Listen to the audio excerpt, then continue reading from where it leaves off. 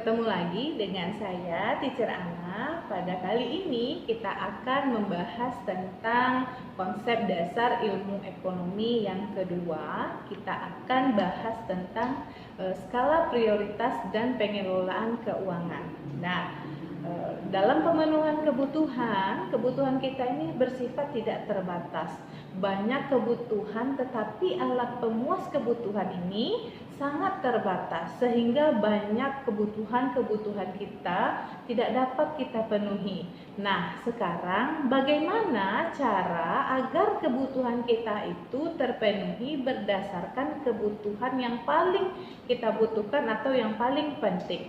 Nah, yang pertama kita harus menyusun skala prioritas.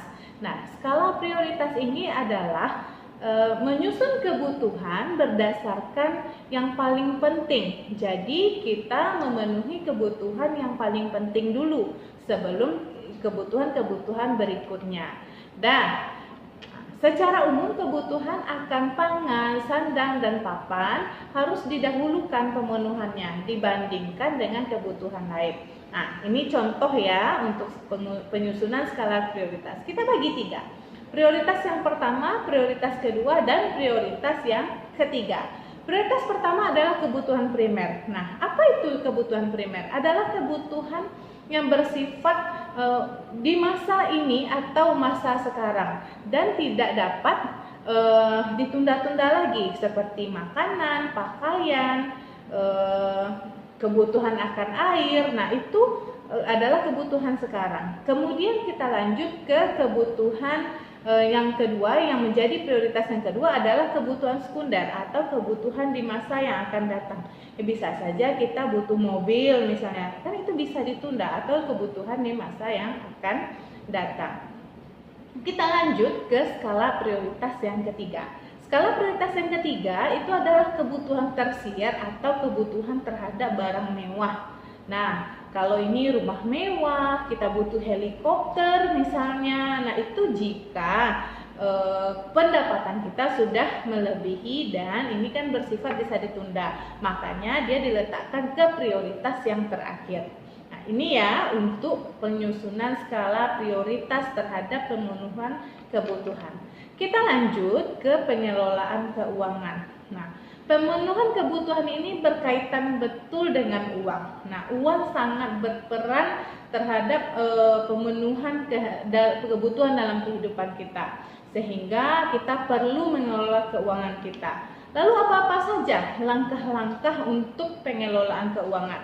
Yang pertama, kita membuat pembukuan keuangan dulu.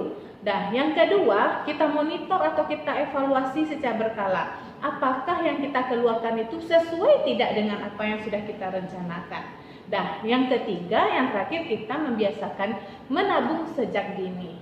Kemudian kita lanjut ke materi berikutnya adalah kebutuhan dan alat pemenuhan kebutuhan.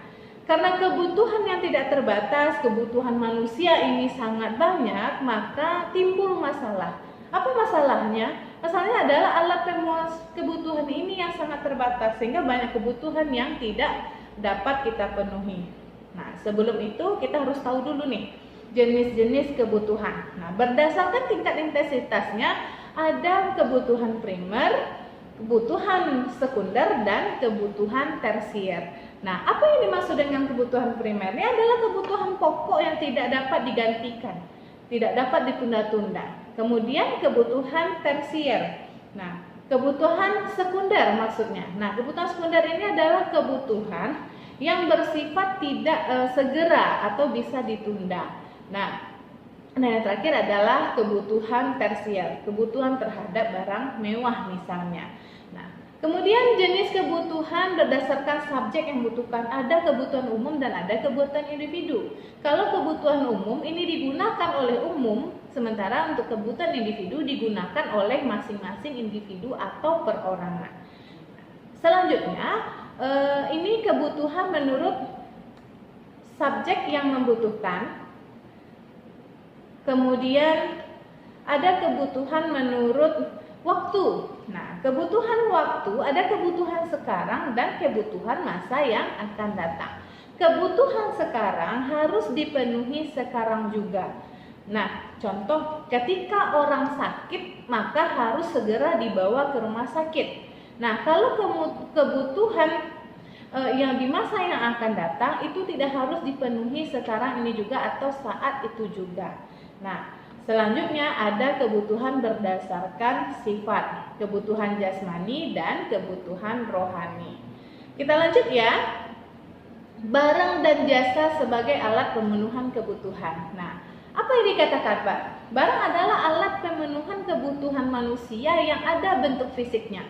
Sementara jasa adalah alat pemenuhan kebutuhan tetapi tidak ada bentuk fisiknya. Namun kita dapat merasakan manfaatnya secara langsung. Nah, itu perbedaan antara alat pemuasan kebutuhan dalam bentuk barang ataupun jasa. Lalu apa saja jenis barang? Nah, berdasarkan cara memperolehnya, jenis barang ini yang pertama ada barang ekonomi dan barang non-ekonomi. Kalau barang ekonomi itu kita perlu pengorbanan secara ekonomi atau secara finansial untuk memenuhi kebutuhan kita. Kemudian untuk barang non-ekonomi ini adalah barang bebas seperti air, tanah, udara. Artinya tidak ada pengorbanan ekonomi apa-apa ketika kita memenuhinya. Nah, kemudian berdasarkan kepentingannya, barang kita bagi 4. Ada barang inferior, barang esensial, barang normal, dan barang mewah. Nah, lalu berdasarkan cara penggunaan, ada barang pribadi dan barang publik.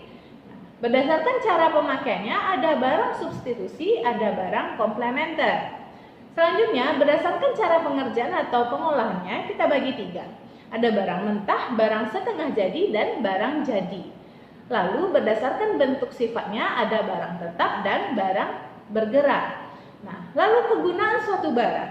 Ada kegunaan berdasarkan bentuknya, kegunaan berdasarkan tempat, kegunaan berdasarkan waktu, kegunaan berdasarkan milik.